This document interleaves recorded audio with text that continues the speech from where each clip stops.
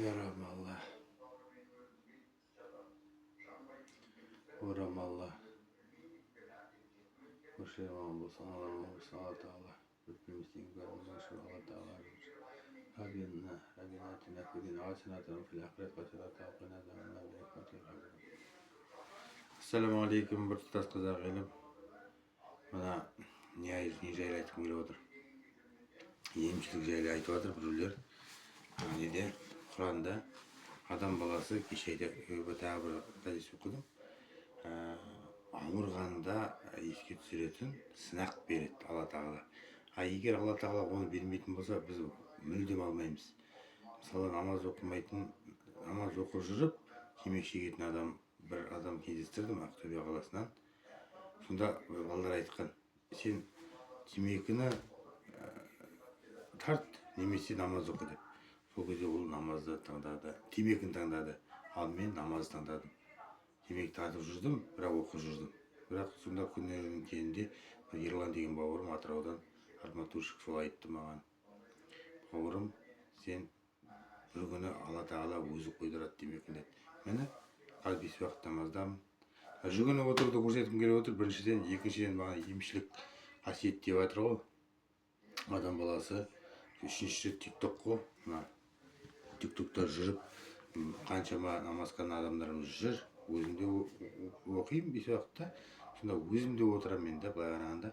Оның бәрі Алла Тағала да көріп отыр. Жағында да адам да көріп отыр ғой, мысалы. Халықта айтып жатады. Бірақ менде көрінбес. 4-5 адам бар да. Соларды мен кеше тағы бұғаттап едім, қайтып шықтым. Одан кейін Инстаграмға, Фейсбукке, Ютуб каналыма бәріне салдым. Бірақ ана жерде менің кінәм жоқ. Мен Алла бар. Алланың атымен ант беремін. Мен ешкімді боқтаған жоқпын. Мына әке-шешемді боқтап, мен көрде жатқан адамды. Сол аты белгісіз сондай адам сөйтіп еді. Сосын ойлап қоямын, мен таспиғымды тасайын. Мысалы, баяғыдағы кітаптарын көрсетейін деп сіздерге 6000 теңге тұрады ағайындар. Кезінде алдым да, керемет кітап Фиқ әл-ғибадат деген.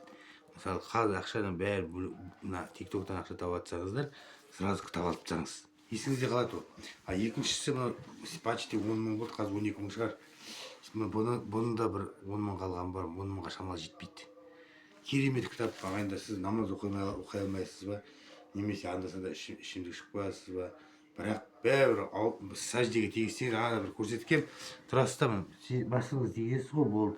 Телеват деген сәжде бар ағайындар, ол телеват сәжденің көмегі өте көп. Мына тағы айтып кететін, мені қарайтын адамдар бар. Açken şiş дейді, ана дейді, мына дейді.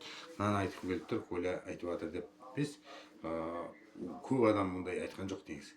Осылай отырасыз, жүгініп, сосын лайк басқанда, лайк басасыз ғой, 1 рет 2 рет басасыз.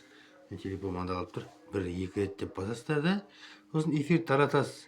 Лайкты басасыз, эфир таратасыз. Сонда бұл деген, сіз амандаспай қой ерініңізші, сіз амандаса алмайтындар бар даже. Жазып білмейтіндер. Мен кеше жақында бір жігіттермен таныстым, қыздармен. Олар деген бүйтіп сөйлеседі бүйтіп, мысалы. Алла Тағала оларға беріп отыр тиктокты.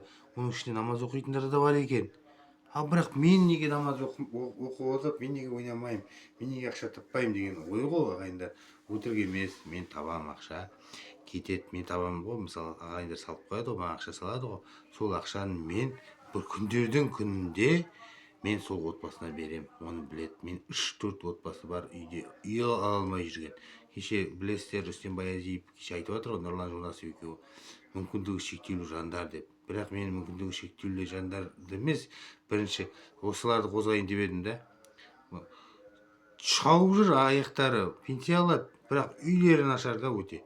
Мүмкіндігі шектеулі жандарға шамалы көмек бар ғой, өтірік емес, ол көмек бар ояққа. Неге десең, мен өзімнің туған жиенім бар, көмектесіңіздер, мысалы, үйде тар, мысалы.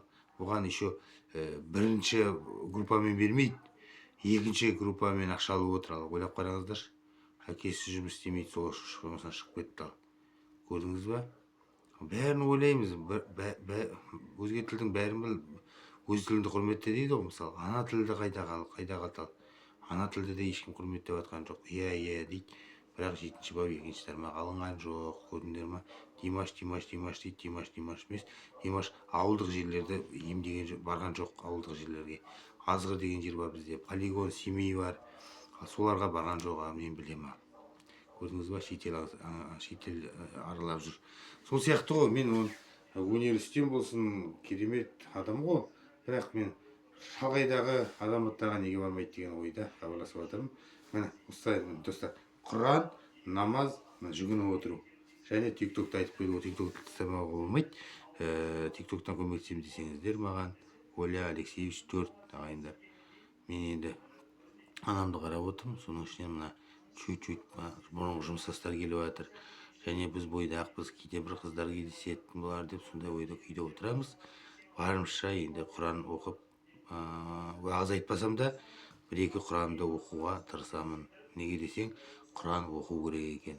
Білмесеңіз де, егер сіз бағана айтып кеткенімдей ішімдік ішіп жүріп оқығыңыз келсе, дым проблем жоқ ағайындар. Оны үлкен ұстаздар айтқан, мен емес.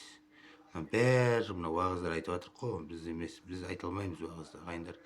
Біз садақа қадиге көмектесе аламын, садақа берем, қадиге көмектесе аламын. Ал 40 күндік, 100 күндік деген сияқты қателер болса көмектесе аламын. Ақшам жоқ еді десе атқарып бере аламын. Былай қолға су құйып деген сияқты. Сосын қадия мен тойды айырып білу керек ағайындар. Біз мысалы асқазанға байланысты қара шай ішемін мен. Кешеде айтып жатады біреулер. Асқазанда байлап, мен білем, мен өзім асқазаным ауырады ғой, мен орап алдым специально. Бірақ мына ағайындар қателесіп жатыр. Өлім мен тойды шатастырып алғанда, өлім бөлек, той бөлек қой ағайындар. Соны қателеспеңіздер. Бір түрлі салат, нан, шелпек, өлген үйден тамақ ішілмейді ағайындар. Бара нені де қысқарту керек. Нені қонағасы деген жоқ шариғатта.